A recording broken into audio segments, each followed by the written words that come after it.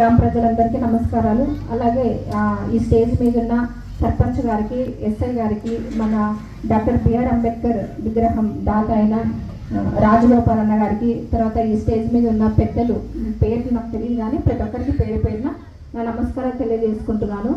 ఈరోజు మన భారతరత్న రాజ్యాంగ నిర్మాత అయిన డాక్టర్ బిఆర్ అంబేద్కర్ గారి విగ్రహ ఆవిష్కరణ దినోత్సవంకు నన్ను ఇన్వైట్ చేసినారు. ఈ కార్యక్రమంలో మీ పెద్దలతో పాటు ఈ గ్రామస్తులందరితో నేను పాల్గొనడం చాలా సంతోషంగా ఉంది. నిజంగా ఇది నా అదృష్టంగా నేను భావిస్తున్నాను. మన అంబేద్కర్ గారు మన భారత రాజ్యాంగాన్ని నిర్మించినారు. ఆయన మన భారతదేశానికి ఇంత మంచి భారత రాజ్యాంగం ఇచ్చినందుకు చాలా గర్వకారణంగా ఉంది. భారతదేశానికే గర్వకారణం ఆయన మన భారతదేశం పుట్టినందుకు.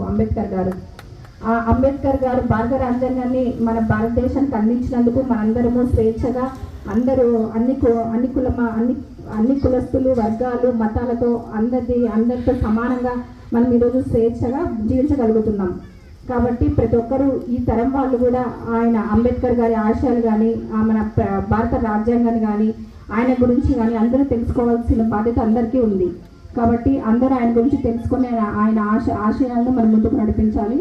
అలాగే చివరిగా నేను తెలియజేసుకోవడం అంటే, మీ ఇక్కడ ఉన్న తల్లిదండ్రులందరూ మీ పిల్లల్ని బాగా చదివించాలి. మీరు ఎంత కష్టాలు పడినా, మీరు కూలి పనులకు దేనికి పోయినా కూడా, ఎన్ని సమస్యలు ఉన్నా పిల్లల్ని, మనకి ప్రభుత్వ స్కూల్స్ ఉన్నాయి, రెసిడెన్షియల్ స్కూల్స్ ఉన్నాయి, ఆ స్కూల్స్ ఆ పిల్లల్ని బాగా చదివించి వాళ్ళ బంగారు భవిష్యత్తుకు బాట వేయాల్సిందిగా నేను కోరుకుంటున్నాను. వాళ్ళకు మరి ఏ ఇతర ఆస్తులు కానీ వాళ్ళకి మనము ఇవ్వాల్సిన అవసరం లేదు.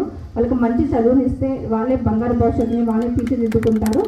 కాబట్టి నేను మీ అందరికీ కోరుకుంటున్నాను, పిల్లల్ని బాగా చదివించండి, వాళ్ళ మంచి భవిష్యత్తుకు పునాదులు వేయండి.